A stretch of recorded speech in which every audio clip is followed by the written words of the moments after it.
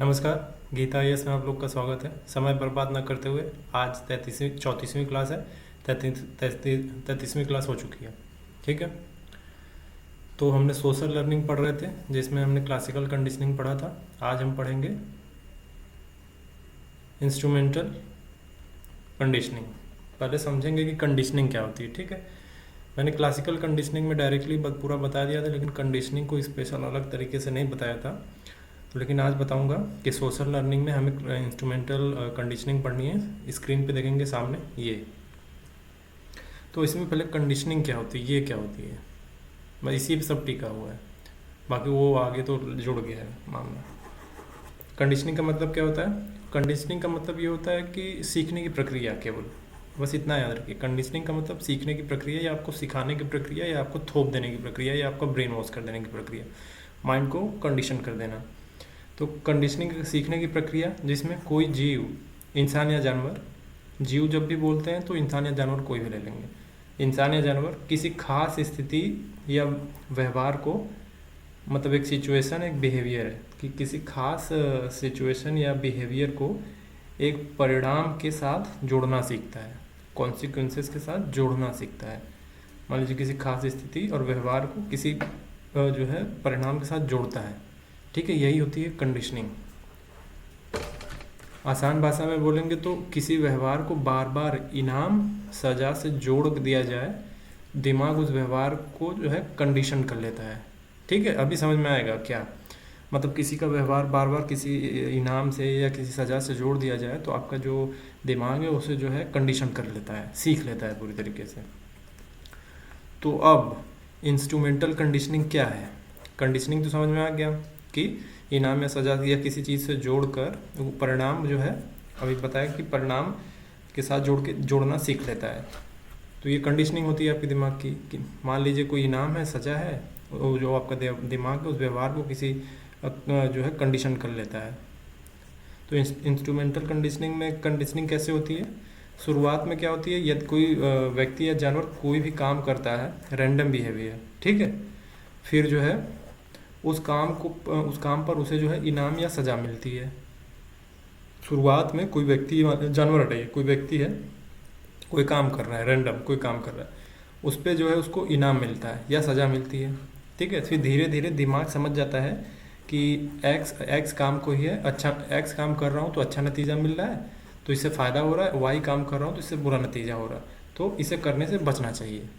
जो बुरा काम है, बुरा नतीजा निकल रहा है, तो जो है इससे करने से बचना चाहिए। और जो एक्स काम कर रहा है, जिस पे तारीफ हो रही है लोग, जिससे जो है फ़ायदा हो रहा है, तो उसको काम बार बार करना चाहिए। तो नतीजा क्या होगा?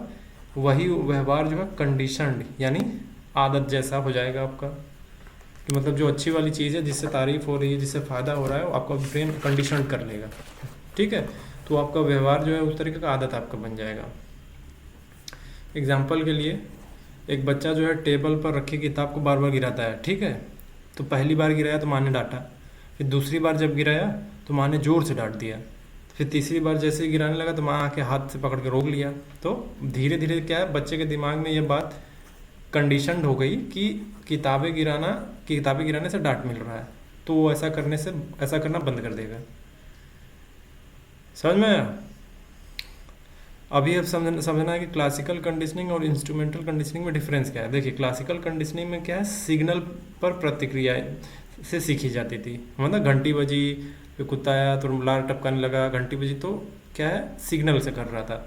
जबकि इंस्ट्रूमेंटल कंडीशनिंग में क्या है, नतीजे पर व्यवहार सीखा जाता है। मतलब कुछ किया, उसका बुरा परिणाम आया, डांट मिला, तो जो इंस्ट्रूमेंटल कंडीशनिंग है वो नतीजे पे फोकस करता है, और जो क्लासिकल कंडीशनिंग है वो सिग्नल पे फोकस करता है, प्राथमिक सिग्नल पे। फर्स्ट एंड लास्ट वाला मामला है। तो इंस्ट्रूमेंटल कंडीशनिंग में कंडीशनिंग का मतलब किसी व्यवहार को बार बार नतीजे से जोड़ना। नतीजा मतलब क्या है, रिवॉर्ड या पनिशमेंट थे, ताकि वह व्यवहार या तो मजबूत हो जाए या खत्म हो जाए। अच्छा व्यवहार है तो उसको मजबूत करने के लिए रिवॉर्ड दिया जाएगा, बुरा व्यवहार है तो उसके लिए पनिशमेंट दी जाएगी ताकि ख़त्म हो जाए। अब इंस्ट्रूमेंटल कंडीशनिंग के टाइप है, जैसे पॉजिटिव रीइंफोर्समेंट, ठीक है, पॉजिटिव री इन्फोर्समेंट का मतलब ये है कि सकारात्मक प्रोत्साहन, मतलब अच्छा काम करोगे तो इनाम मिलेगा। जैसे बच्चे ने होमवर्क पूरा किया तो माँ ने चॉकलेट दे दिया। नेगेटिव री इन्फोर्समेंट क्या होता है दूसरा, इसका मतलब ये नेगेटिव, यहाँ पे नेगेटिव समझना है पहले। नेगेटिव री इन्फोर्समेंट का मतलब नकारात्मक ले लेते हैं लोग। यहाँ पे नेगेटिव का मतलब होता है कि परेशानी हटाना। नेगेटिव इन्फोर्समेंट में नेगेटिव का मतलब है परेशानी हटाना, और री इन्फोर्समेंट का मतलब है आदत मजबूत करना, मतलब ऐसा काम करना जिससे परेशानी या मुसीबत दूर हो जाए। नेगेटिव री इन्फोर्समेंट का मतलब ये होता है, ठीक है। यानी कोई काम किया, तकलीफ हट गई, दिमाग ने सीख लिया यह काम बार बार करना फायदेमंद है, ठीक है। मतलब कोई ऐसा काम किया जिससे तकलीफ हट गई हमारी, तो दिमाग ने ये सीख लिया, तो यह काम करना जो है बार बार करना फ़ायदेमंद हो गया। एग्जाम्पल के लिए मान लीजिए आप सही सो रहे हैं, आपको मच्छर काट रहा है, ठीक है, तो मच्छरदानी आपने लगा ली तो मच्छर काटना बंद हो गया। तो आगे सोने से पहले आप हमेशा जो है मच्छरदानी लगाएंगे। ब्रेन को संकेत मिल गया ना कि मच्छर काट रहा है, मच्छरदानी लगाते हैं, अपनी परेशानी दूर करते हैं। तो मच्छर जब काटना बंद कर दिया तो आपका दिमाग समझ में आ गया कि यहाँ जब भी सोना है मच्छरदानी लेके सोना है, तो माइंड कंडीशनड हो गया आपका पूरी तरीके से। तीसरा है पनिशमेंट। हम इंस्ट्रूमेंटल कंडीशनिंग में टाइप पढ़ रहे थे, अभी पॉजिटिव रीइंफोर्समेंट, नेगेटिव रीइंफोर्समेंट पढ़ा, अभी पनिशमेंट पढ़ रहा है। मतलब गलत काम पर सजा मिलेगी, ठीक है ना, तो व्यवहार इससे कम हो जाता है। क्लास में शोर मचाने पर टीचर ने डांट दिया तो बच्चा अगली बार से शोर नहीं मचाएगा। Simple example. एक्सटिंक्शन, चौथा है एक्सटिंक्शन, यानी विलुप्त होना या लोप हो जाना। मतलब अगर किसी व्यवहार पर इनाम या सज़ा मिलना बंद हो जाए, जैसे इनाम और सज़ा मिलना बंद हो जाए, दोनों ही बंद हो जाए, तो वो व्यवहार धीरे धीरे अपने आप ही ख़त्म हो जाएगा। एग्जाम्पल के लिए जो है बच्चा रो कर खिलौना मांगता है, बच्चा रोता रहता है ना, खूब करके रो के खिलौना मांगता है, लेकिन माता पिता ध्यान ही नहीं देते। बार बार क्या है, बार बार इस आदत पड़ जाएगा रो के मांगने का, तो देते रहेंगे। तो क्या कहते हैं, छोड़ो यार, जाने दो, रोने दो। रोते रोते रोते रोते एक दिन रोना बंद कर देगा, ना कोई ध्यान देगा ना कुछ, तो रोएगा ही नहीं एक समय के बाद। तो वो भी सोचेगा कि अरे मेरे रोने का असर क्यों नहीं पड़ रहा है, तो ध्यान तो देगा नहीं कोई, तो हट जाएंगे। तो इसी पे एक जो है इंस्ट्रूमेंटल कंडीशनिंग के पॉजिटिव रीइंफोर्समेंट पे, या फिर कह सकते हैं इंस्ट्रूमेंटल कंडीशनिंग पे ही, इनके चारों टाइप पे एक स्टडी एक्सपेरिमेंट किया गया था। इसका BF स्किनर ने किया था।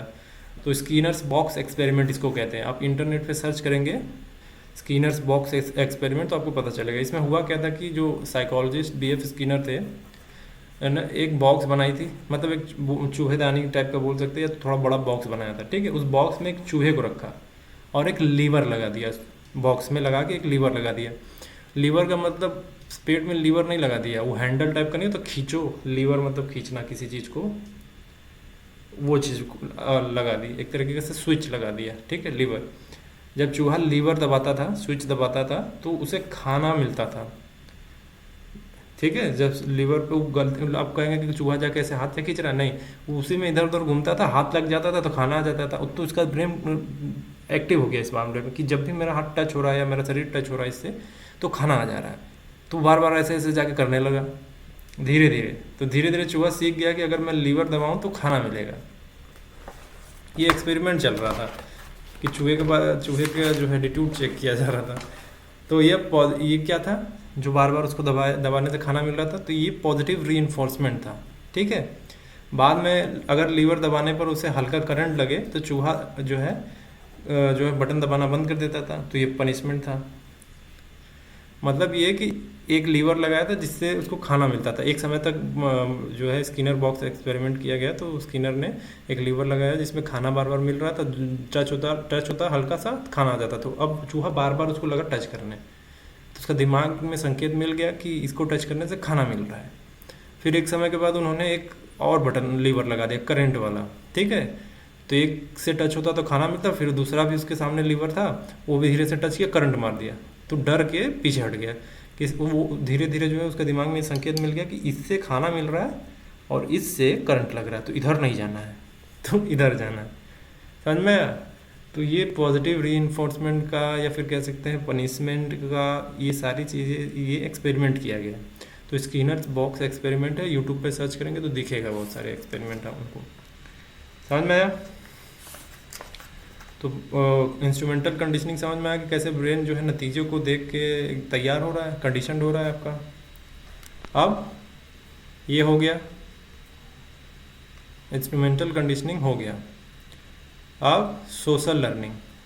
सोशल लर्निंग में ऑब्जर्वेशनल लर्निंग क्या है ये हमने पढ़ा हुआ है पहले, ठीक है, तो इस पर ज़्यादा जोर नहीं दूंगा, लेकिन फिर अभी हल्का एल्बर्ट बांदुरा के बारे में हमने पढ़ा है सोशल लर्निंग का।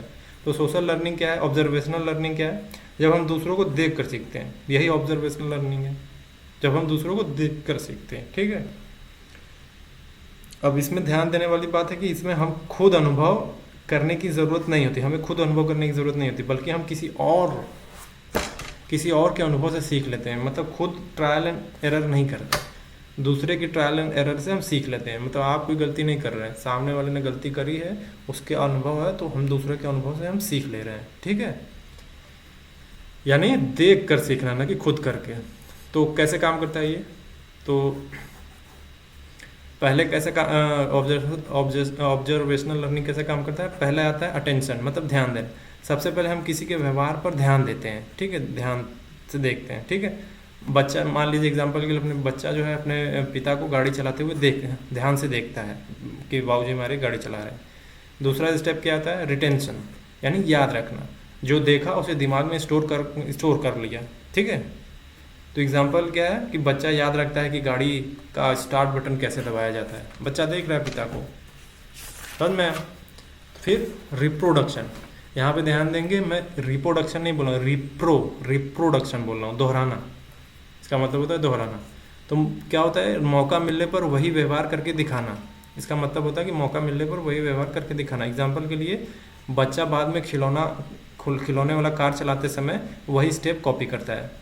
पिताजी को गाड़ी चलाते हुए देखा, वो देख रहे हैं कैसे बटन दबा रहे हैं, फिर जब वो अपना खिलौना वाली गाड़ी लेता है तो वही हरकतें करता है, मतलब इसे ऑब्जर्वेशनल लर्निंग कहते हैं। चौथा स्टेप क्या आता है ऑब्जर्वेशनल लर्निंग में, कि मोटिवेशन, प्रेरणा मिलना। अगर उस व्यवहार से इनाम या तारीफ मिलती है तो सीखने की इच्छा और मजबूत हो जाती है, ठीक है। अगर बच्चा, एग्जाम्पल के लिए, अगर बच्चा सही तरीके से साइकिल चलाए और सब उसकी तारीफ करे तो वह और बेहतर सीखेगा। मतलब साइकिल चला रहा है, गिर नहीं रहा है, बैलेंस बना के धीरे धीरे जा रहा है, तो सब तारीफ करें, वाह वाह क्या चला रहे हो साइकिल, बहुत बढ़िया, लगे रहो, तो और खुशी से और अच्छे से चलाएगा, मोटिवेट होता रहेगा, ठीक है। गाड़ी पे अप्लाई कर लीजिए, जो बच्चा गाड़ी चलाना देख रहा था, अपने पिता को स्टार्ट बटन दबा रहा है, उनको ऑब्जर्व कर रहा है, देख रहा है, फिर उसको गाड़ी हाथ में आ गई तो वो भी लगा चलाने धीरे धीरे, खिलौने वाली नहीं, मान लीजिए बड़ा हो गया, चला रहा है, तो धीरे धीरे उसकी तारीफ हुई तो वो भी और अच्छे से परफॉर्म करने लगता है, ठीक है। इसको कहते हैं ऑब्जर्वेशनल लर्निंग। सोशल लर्निंग में ऑब्जर्वेशनल लर्निंग एल्बर्ट बांदुरा का। तो एक फेमस केस स्टडी है जो हमने बताया था ना कि बांदुरा जो है बोबो डॉल एक्सपेरिमेंट पढ़ा था हमने, अगर यहाँ नहीं बताएंगे, बोबो डॉल एक्सपेरिमेंट पहले बताया जा चुका है, एक्सपेरिमेंट के बारे में पहले पिछली क्लासेस देखिए। हम एग्जांपल लेंगे सीधा कि मान लीजिए गांव में एक बच्चा है, अपनी माँ को रोटी बेलते हुए सेकते हुए देखता है, ठीक है, बार बार देख कर वो उसी तरीका याद हो जाता है। ये मैं स्टेप्स बता रहा हूँ सोशल लर्निंग में, ऑब्जर्वेशनल लर्निंग का स्टेप था ना कि पहले अटेंशन, रिटेंशन, फिर रिप्रोडक्शन, फिर मोटिवेशन, तो उस तरीका याद हो जाता है। तो एक दिन जो मौका पाकर बच्चा खुद जो है रोटी बेलने लगता है, ठीक है, धीरे धीरे माँ जैसा करना सीख जाता है। तो यही ऑब्जर्वेशनल लर्निंग है, यानी खुद कोशिश करने से पहले दूसरों को देख कर सीखना, पहले दूसरों को देख लेना कि कैसे वो हो रहा है, फिर उसको अपने ऊपर अप्लाई करना, ठीक है। अब ये हो गया, अब हम पढ़ेंगे, अब मैं जा रहा हूँ सबको जो है कंक्लूड करने, ठीक है, सबको एक जगह समराइज करने, सबको जो कम्प्लीटली एटीट्यूड फॉर्मेशन का जो है समरी देने जा रहा हूँ, जो अभी तक पढ़ा है पूरा, ठीक है। पहला, एटीट्यूड एक सीखा हुआ व्यवहार है। मतलब यह है कि हम जन्म से किसी चीज़ के प्रति सोच, भावना या व्यवहार नहीं लाते हैं, बल्कि हम उन्हें जीवन के अनुभवों, समाज, परिवार और मीडिया आदि से सीखते हैं। ये पढ़ा था हमने पहले। तो एटीट्यूड एक सीखा हुआ व्यवहार है, ठीक है, सीखा हुआ, इसको जन्म से नहीं लाते हम अपने साथ, सीखते हैं। अब दूसरा है एटीट्यूड के बनने में कई कारक योगदान करते हैं। सब पढ़ाई हमने, कई सारे फैक्टर्स हैं। पहला है बायोलॉजिकल और जेनेटिकल फैक्टर, दूसरा है सोशल और इन्वायरमेंटल फैक्टर, फिर लर्निंग मैकेनिज्म है जिसमें सोशल लर्निंग हमने पढ़ा अभी, क्लासिकल कंडीशनिंग, इंस्ट्रूमेंटल कंडीशनिंग जिसे ऑपरेंट कंडीशनिंग भी कहते हैं, ऑब्जर्वेशनल लर्निंग थ्योरी एल्बर्ट बोंदुरा का। तीसरा है साइकोलॉजिकल फैक्टर, भी प्रभाव डालते हैं, ठीक है, इंटेलिजेंस, क्रिएटिविटी, एप्टीट्यूड, इमोशंस, ये होते हैं psychological factor. Cultural and group factor में हमने पढ़ा था primary, secondary, reference group. Attitude धीरे धीरे बनता है और बदल भी जाता है, ठीक है, वांट, सेटिस्फेक्शन और गिवन इन्फॉर्मेशन। तो अंतिम बात, इतना सब कुछ हमने पढ़ा था, अंतिम बात यह है कि एक लाइन में अगर यूपीएससी में लिखने लाइन बोला जाए तो क्या होगा कि एटीट्यूड एक मानसिक प्रक्रिया है, मानसिक प्रक्रिया, ठीक है। प्रोसेस हमेशा बोलेंगे कि ये एटीट्यूड एक प्रोसेस है। एटीट्यूड एक मानसिक प्रक्रिया है जो अनुभव, सामाजिक प्रभाव और सीखने की प्रक्रिया से बनता है। यह बदल सकता है और बदला जा सकता है, ये लिखेंगे, समझ में आया?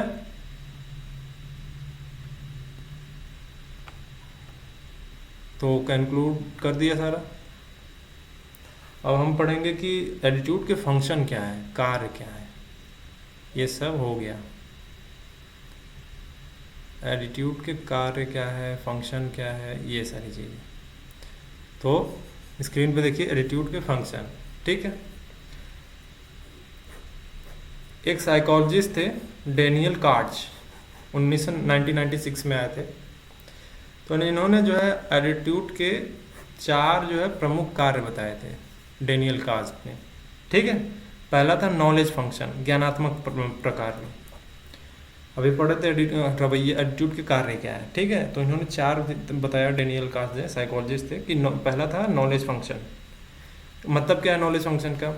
मतलब ये है कि एटीट्यूड हमें चीज़ों को समझने और व्यवस्थित करने में मदद करता है।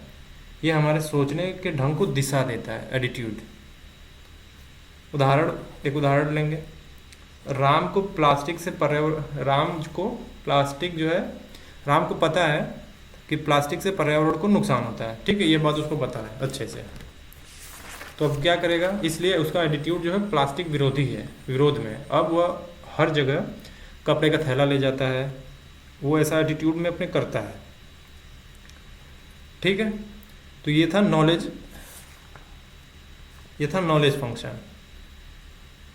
नॉलेज फंक्शन का क्या मतलब, उसके पास इन्फॉर्मेशन है इस चीज़ की कि प्लास्टिक से पर्यावरण को नुकसान होता है, ठीक है। तो इसलिए वो कपड़े का थैला इस्तेमाल कर रहा है, हर जगह कपड़े का थैला ले जा रहा है, और प्लास्टिक विरोधी उसका एटीट्यूड है।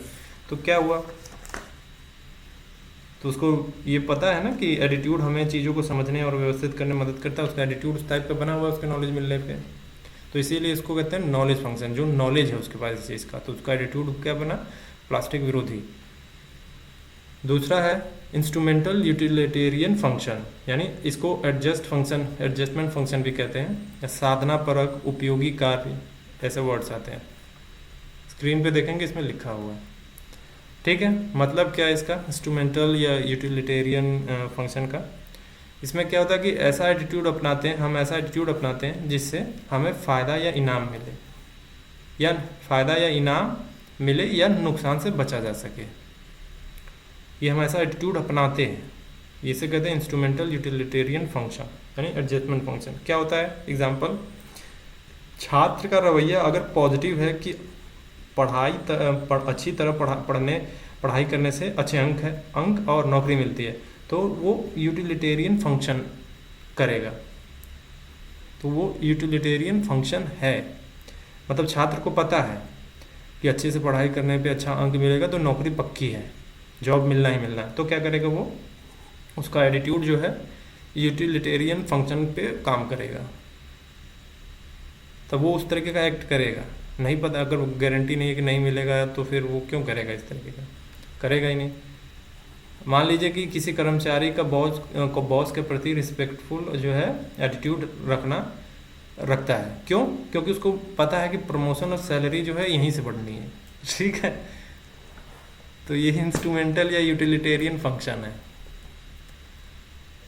तीसरा क्या बताया था डेनियल कार्च ने, ईगो डिफेंसिव फंक्शन, अहम रक्षा कार्य।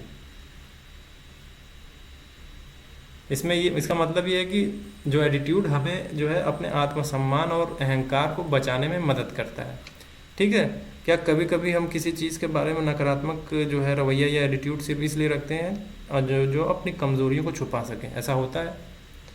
मान लीजिए कोई राजा नाम का लड़का है, बहुत बार गणित में फेल हो गया है, ठीक है, तो उसका एटीट्यूड बन गया है कि गणित बेकार विषय है।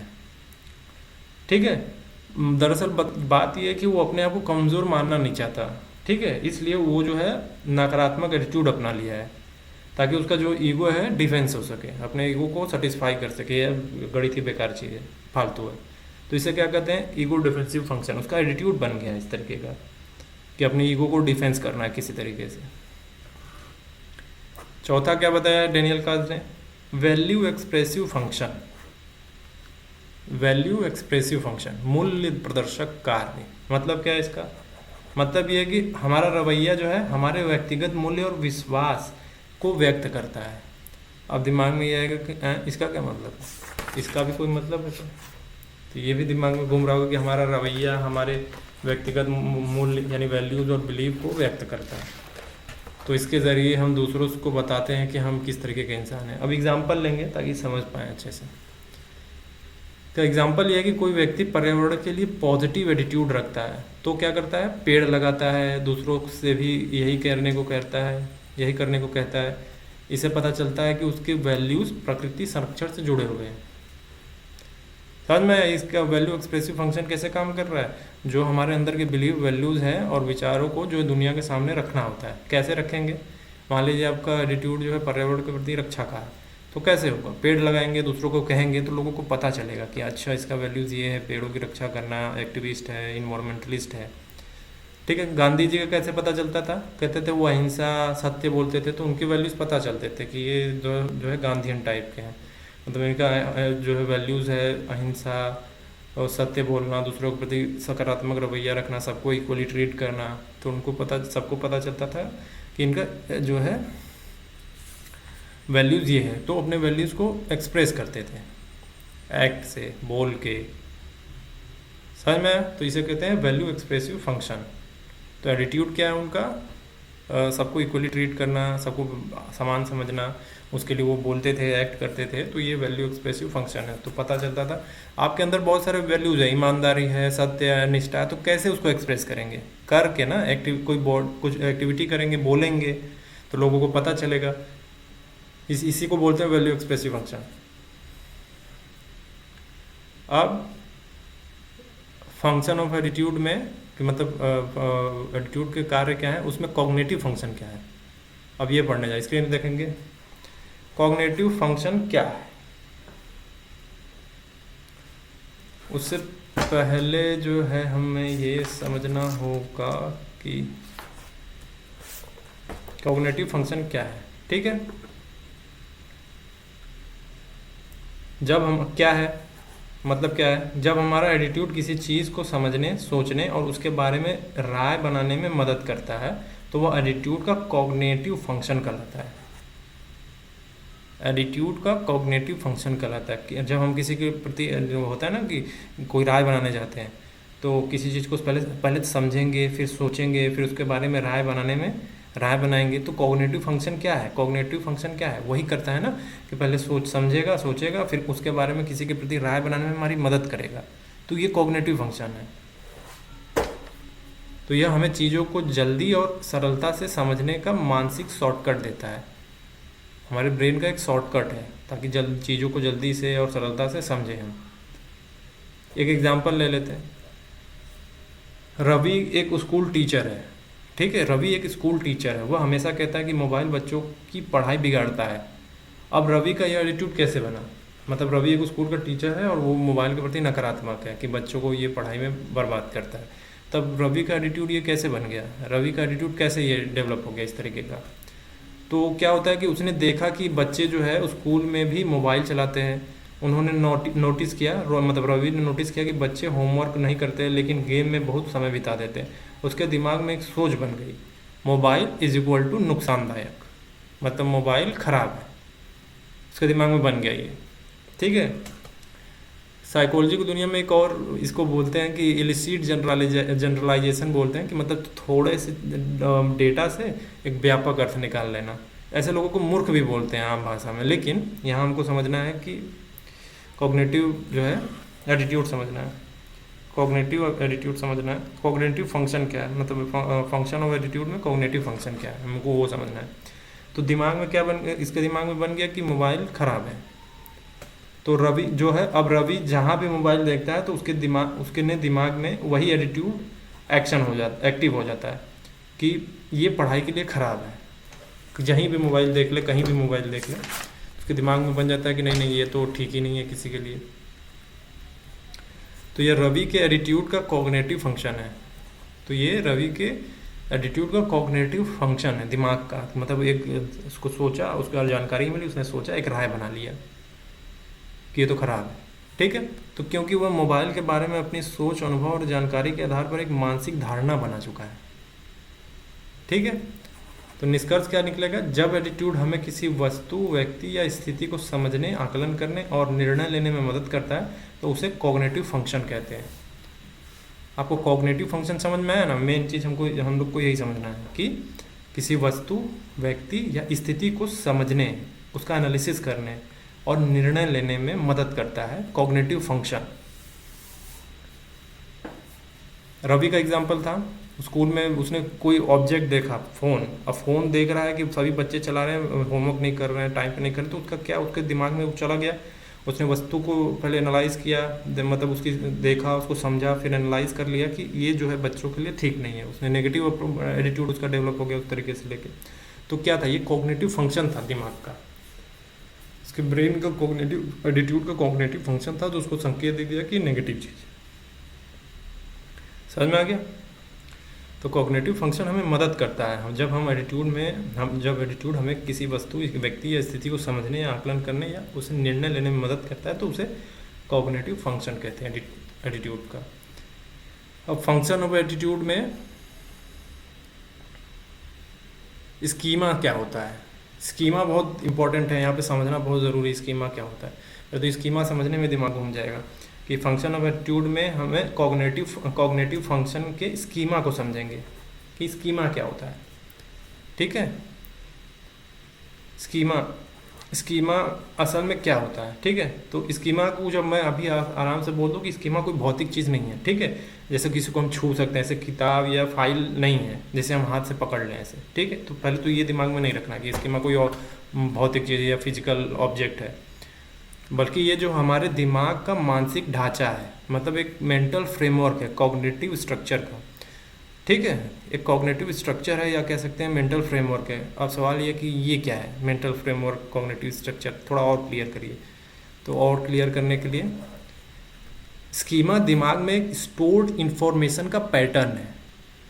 स्कीमा, फिर से बोल रहा हूँ, स्कीमा हमारे दिमाग में स्टोर्ड इन्फॉर्मेशन, जो हमारी इन्फॉर्मेशन हमारे दिमाग में स्टोर्ड है, का एक पैटर्न है। अब कुछ लोग बोलेंगे और क्लियर करिए, ठीक है और क्लियर हो जाए। तो ये पैटर्न क्या है? ये पैटर्न हमें यह तय करने में मदद करता है कि नई जानकारी को कैसे समझना है और कहाँ फिट करना है। थोड़ा और क्लियर, ठीक है थोड़ा और क्लियर। तो वैज्ञानिक नज़रिए से समझ लेते हैं स्कीमा को। स्कीमा जो है दिमाग में न्यूरॉन्स के कनेक्शन से बनता है। स्कीमा दिमाग में न्यूरॉन्स के कनेक्शन से बनता है। जब भी हम बार बार किसी अनुभव से गुजरते हैं तो न्यूरॉन्स के बीच लिंक्स मजबूत हो जाते हैं और एक स्कीमा तैयार हो जाता है। ठीक है, एक फ्रेमवर्क, एक ढांचा, एक पैटर्न बनने लगता है। किसी चीज़ के अनुभव से हम गुजर रहे हैं तो बार बार एक ही चीज़ से जो पैटर्न बन रहा है हमारे दिमाग में। ठीक है, यानी स्कीमा असल में ब्रेन की मेमोरी सिस्टम का हिस्सा है, दिमाग के मेमोरी सिस्टम का हिस्सा है। अब एक और आसान भाषा में समझाते हैं स्कीमा को। मान लीजिए कंप्यूटर में फोल्डर सिस्टम होता है। कंप्यूटर में आप जो चलाते होंगे उसमें फोल्डर बनता होगा, फोल्डर बनाते होंगे, फोल्डर सिस्टम होता है। तो एक होता है मूवीज़ का फोल्डर होता होगा, एक क्या होता है फोटोज़ का फोल्डर होता होगा, डॉक्यूमेंट्स का फोल्डर होता होगा। ठीक है, उसी तरह हमारे दिमाग में भी स्कीमाज होते हैं। ठीक है, हर नई चीज़ को हम किसी न किसी मेंटल फोल्डर में डाल देते हैं। मेंटल फोल्डर मतलब स्कीमा। मेंटल फोल्डर मतलब जैसे डॉक्यूमेंट का फोल्डर, फोटोज़ का फोल्डर, मूवीज़ का फोल्डर कंप्यूटर में होता है ना, उसी तरह जो है मेंटल फोल्डर होता है, उसको स्कीमा बोलते हैं। समझ में आया? अब और एग्जांपल ले लेते हैं, एक एग्जांपल लेने से और क्लियर होने वाला है, ठीक है। बच्चा पहली बार कुत्ता देखता है, एक बच्चा है पहली बार कुत्ता देखता है, ठीक है, तो दिमाग का नया स्कीमा बना लेता है, मतलब एक फोल्डर बना लेता है। फोल्डर याद रखिए कि कुत्ता जो है कुत्ते वाला फोल्डर बना लेता है, कुत्ता स्कीमा बोल लीजिए इस तरह से समझने के लिए, कि कुत्ते के चार पैर वाला है, जानवर है, पूंछ होती है, भौंकता है, ये स्कीमा है। एक बच्चे के दिमाग में कुत्ते वाला फोल्डर बन चुका है कि उसके 4 पैर होते हैं, जानवर होता है, पूंछ होती है, भौंकता है, उसके दिमाग में बन चुका है, ये एक फोल्डर है। अब जब भी वो देखता है कुत्ते को 4 पैर वाला, पूंछ वाला और भौंकने लगता है, तो समझ जाता है, उसका दिमाग उसको संकेत देता है कि कुत्ता है, ठीक है। बाद में बच्चा जब बिल्ली देखता है तो पहले कुत्ते वाला स्कीमा में डालने की कोशिश करता है, ठीक है, क्योंकि उसके भी 4 पैर हैं, उसके भी पूंछ है, बच्चा तो बच्चा है, उसके दिमाग में धीरे धीरे फोल्डर बनेगा, तो वो देख के पहले कोशिश करेगा कि इसको कुत्ते वाले फोल्डर में डाल दें। उसके दिमाग में फोल्डर बना हुआ है कुत्ते को ना, कि 4 पैर है, भौंकता है, तो जो है उसके दिमाग में वो उस फोल्डर में रखने की कोशिश करेगा, लेकिन धीरे धीरे जो है नया फोल्डर बना लेगा, बिल्ली वाला फोल्डर, ठीक है। क्योंकि क्या होता है, बाद में उसे पता चलता है कि ये तो अलग जानवर है, ये तो म्याऊं म्याऊं करती है, वो तो भौं भौं करता है, ये म्याऊं म्याऊं करती है, तो उसके दिमाग में एक नया स्कीमा बनेगा, एक फोल्डर अलग से बनेगा, बिल्ली फोल्डर। तो जब भी उसके सामने अब बिल्ली आएगी, म्याऊं करेगी, 4 पैर पूंछ, म्याऊं करी तो बिल्ली, 4 पैर पूंछ, भौं भौं किया तो कुत्ता, तो कुत्ता वाला फोल्डर, बिल्ली वाला फोल्डर, ये स्कीमा है। ये आपके दिमाग में स्कीमा मतलब कुत्ते वाला फोल्डर, बिल्ली वाला फोल्डर मतलब स्कीमा है, एक फोल्डर बन रहा है दिमाग में, बच्चा इस इंफॉर्मेशन स्टोर कर रहा है और दिमाग में एक फोल्डर बना ले रहा है कि ये इस जानवर की कैटेगरी है, यही स्कीमा है। दिमाग में फोल्डर बनना, कोई नया बच्चा है जिसे नहीं पता है इस चीज़ को, तो नहीं पता मतलब कैसे, जैसे हम बोल रहे हैं कि ये कुत्ता, हम बड़े लोग हैं, हमें पता है कि ये कुत्ता है, ये बिल्ली है, पक्षी है, कैसे हमारे दिमाग में, इस ब्रेन में स्टोर हो चुका है वो चीज़, हमारे दिमाग में स्कीमा बन चुका है, फोल्डर बन चुका है उस चीज़ का। बच्चे में नहीं बना है, तो समझा रहे हैं कि खाली मेमोरी जब रहती है तो कैसे आपके ब्रेन में उस सब चीज़ें जाती है, कैसे स्कीमा बनता है, कैसे फोल्डर, स्कीमा मतलब फोल्डर, कुत्ते का फोल्डर, बिल्ली का फोल्डर दिमाग में बन गया है हमारे। बच्चा देखेगा, समझेगा कि अच्छा 4 पैर हैं, भौंकता है, पूंछ है, तो उसके दिमाग में एक स्कीमा बन जाएगा, मतलब एक फोल्डर बन जाएगा कि ये कुत्ता है। फिर बिल्ली देखेगा तो बिल्ली की 4 पैर, फिर पूंछ, थोड़ा कन्फ्यूजन होगा, लेकिन वो कुत्ते वाले फोल्डर में इसको रखने की कोशिश करेगा, लेकिन बाद में पता चलेगा कि म्याऊं म्याऊं करती है, तो ये तो नई जानवर है, तो बिल्ली वाला फोल्डर बनाएगा। स्कीमा इज इक्वल टू आपके ब्रेन का फोल्डर, ताकि इंफॉर्मेशन स्टोर करके वो एक स्कीमा बना सके, एक समझ सके कि ये क्या है। समझ में आया? ये होता है स्कीमा, कॉग्निटिव फंक्शन का ये है स्कीमा। समझ में आया? स्कीमा समझने में दिमाग खराब हो जाता है लोगों का कि क्या है, लेकिन आसान से समझ में आ गया होगा अभी कि फंक्शन ऑफ एटीट्यूड में कॉग्निटिव फंक्शन के स्कीमा को समझा हमने।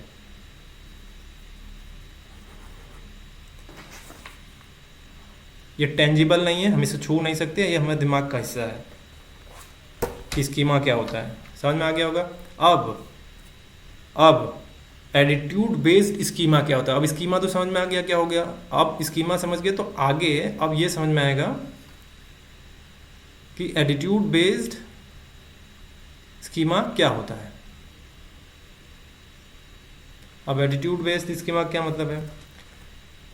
जब हमारे रवैये यानी एटीट्यूड की वजह से दिमाग में किसी चीज़ को लेकर एक तय मेंटल फ्रेमवर्क, अब समझ में आ रहा होगा मेंटल फ्रेमवर्क का क्या मतलब है। मेंटल फ्रेमवर्क का मतलब स्कीमा, और स्कीमा पता है आपको क्या है। जब हमारे रवैये की वजह से दिमाग में किसी चीज़ को लेकर एक तय मेंटल फ्रेमवर्क यानी स्कीमा बन जाता है, तो उसी को एटीट्यूड बेस्ड स्कीमा कहते हैं। यानी हमारा एटीट्यूड ही दिमाग का फिल्टर बन जाता है। हमारा एटीट्यूड ही दिमाग का फिल्टर बन जाता है जिसे हम नई जानकारी को समझते हैं। अभी एग्जांपल लेंगे तो और दिमाग में क्लियर हो जाएगा। मान लीजिए राहुल नाम का आदमी है। राहुल का एटीट्यूड है जो गणित को मुश्किल और बोरिंग सब्जेक्ट है। ठीक है, राहुल समझता है, उसका एटीट्यूड बन चुका है कि गणित जो है मुश्किल है और जो है बोरिंग सब्जेक्ट है। तो क्या होगा, ये पहले से हम उसके दिमाग में बन गया है, उस स्कीमा एक फोल्डर बना लिया है कि गणित जो है मुश्किल है और बोरिंग सब्जेक्ट है। तो क्या होगा, तो एक नेगेटिव स्कीमा बना चुका है एक नेगेटिव फोल्डर बना चुका है एक सब्जेक्ट पर्टिकुलर सब्जेक्ट को लेके, तो क्या होगा जब जो टीचर पढ़ाई देख कर आएगा क्लास में पढ़ाएगा तो राहुल ध्यान नहीं देगा पढ़ाई करने में, ठीक है। तो इससे क्या होगा, उसका एक तो जो है और कमज़ोर होता जाएगा और उसे ये लगेगा कि मेरे तो समय बर्बाद कर रहे हैं यार बैठ के, समझ में आना होना तो है नहीं। तो ये दिमाग में होता है, बहुतों के होता है, कुछ किसी पर्टिकुलर सब्जेक्ट को लेकर, किसी चीज़ को लेकर या किसी व्यक्ति को लेकर नेगेटिव माइंड बना रहता है। तो नेगेटिव स्कीमा बना के रखता है, तो मिलते ही चेहरा बिचकाएगा कि इससे तो नहीं मिलना है यार, कहाँ इसको फंसा दिए, इस तरीके का मूड, ठीक है। तो नतीजा क्या होगा, वो ध्यान तो नहीं देगा, राहुल ध्यान नहीं देगा पढ़ाई में, तो गणित में कमज़ोर रह जाएगा। और वहीं एक क्लास में एक सीमा बैठी है, सीमा नाम की लड़की है, उसका एटीट्यूड क्या है, जो गणित से दिमाग तेज होता है, वो ऐसा सोचती है, उसका एटीट्यूड है सीमा का कि गणित से दिमाग तेज होता है, नौकरी में काम आएगा, ये सारी चीज़ें वो सोच रही है, ठीक है। इसलिए उसके दिमाग में जो है एक पॉजिटिव स्कीमा बना हुआ है, पॉजिटिव फोल्डर बना हुआ है एक पर्टिकुलर सब्जेक्ट को लेकर, ठीक है। तो जब टीचर पढ़ाएगा तो सीमा सोचेगी कि यह तो बहुत ही मज़ेदार सब्जेक्ट है, मेरी स्किल बढ़ रही है और ज़्यादा, ठीक है। तो नतीजा क्या होगा, वो मन लगाकर पढ़ेगी और अच्छे अंक भी ला सकती है होपफुली। तो यहाँ क्या हो रहा, एक राहुल और सीमा ने एक ही टीचर को सुना, लेकिन उनके एटीट्यूड बेस्ड स्कीमा अलग अलग थे, इसलिए वो चीज़ यानी गणित राहुल के लिए बोझ बन गई और सीमा के लिए जो है अवसर बन गई। शुरू में ही बताया था कि एटीट्यूड जो है सबका अलग अलग होगा, कैसे, क्योंकि सबके अनुभव अलग है, डाइवर्सिटी भारत में अलग बहुत ज़्यादा है, भारत ही नहीं फिर विश्व में डाइवर्सिटी बहुत ज़्यादा, तो सबके जितने लोग होंगे उतने तरह के एटीट्यूड आपको देखने को मिलेंगे। वैसे ही एटीट्यूड स्कीमा क्या होता है उसको समझ में आ ही गया होगा। एटीट्यूड बेस्ड स्कीमा का मतलब ये है कि आपके दिमाग में पहले से ही किसी जानकारी को लेके आपके दिमाग में एक फोल्डर बन चुका है, मतलब स्कीमा बन चुका है कि ये गणित का विषय मेरे लिए कमज़ोर है। वहीं कोई और व्यक्ति जो है वो सोचता है कि उसके लिए गणित बहुत आसान चीज़ है, चुटकियों का खेल है, ऐसे ऐसे खेल जाएंगे। तो क्या है ये एटीट्यूड बेस्ड स्कीमा है, लोगों ने अपने मन में फोल्डर बना रखे हैं बहुत सारे। अब इसको पढ़ाने का पर्पज़ क्या था, स्कीमा पढ़ाने का पर्पज़ क्या था, ये तो नॉर्मल सिंपल एग्जांपल लेके समझाया गया ना। अब इसी तरीके से क्या होता है, सोसाइटी में बहुत लोगों ने स्कीमा बना रखा है अपने दिमाग में कि ये समुदाय जो है बहुत ही गंदा समुदाय है, ये एक्स समुदाय बहुत ही गंदा समुदाय है, मतलब धार्मिक रिलीजन को जोड़ के पढ़िए, तो लोगों के दिमाग में एक फोल्डर पहले से बन चुका है। जब भी वो लोग सामने आते हैं तो एक नेगेटिव जो है स्कीमा बना रहता है, किसी का पॉजिटिव बना रहता है, किसी का, या इसको इस तरीके से कह सकते हैं कि किसी का सेकुलर स्कीमा है, किसी का रिलीजियस स्कीमा है, कोई कट्टर स्कीमा है, समझे। मतलब दिमाग में फोल्डर बन चुके हैं सबके, माइंड कंडीशन कर दिया गया पूरी तरीके से, समझ में आया। ये पढ़ाने का पर्पस था, ये समझाने का पर्पस था कि स्कीमा क्या होता है। केवल एक छोटा एग्जांपल लेके समझाया गया, लेकिन अब बड़े मास लेवल पे आपको समझ में आ रहा होगा। रिलीजन को लेके, कास्ट को लेके, रंग होता है ना, नस्लीय भेद, बहुत सारे जनजातियों, एक कम्युनिटी के दूसरी कम्युनिटी से जो है इस नफरत फैल जाना, इस तरीके का फोल्डर दिमाग में बना रखा है। कुछ लोगों ने फोल्डर इस तरीके का बना रखा है कि जो है हमारे इलाके में सब ये सब आएंगे तो ये हमारे संसाधन खा जाएंगे, इस तरीके का नेगेटिव स्कीमा बना रखा है। समझ में आ गया स्कीमा पढ़ाने का मतलब क्या था, ये एटीट्यूड, फंक्शन ऑफ एटीट्यूड पढ़ाने का मतलब, कॉग्निटिव फंक्शन पढ़ाने का मतलब। ठीक है, आज के लिए इतना ही रहेगा। Thanks for watching Geeta IAS। आपको पूरा PDF लिंक सब मिल जाएगा, डिस्क्रिप्शन में देख लीजिएगा एक बार।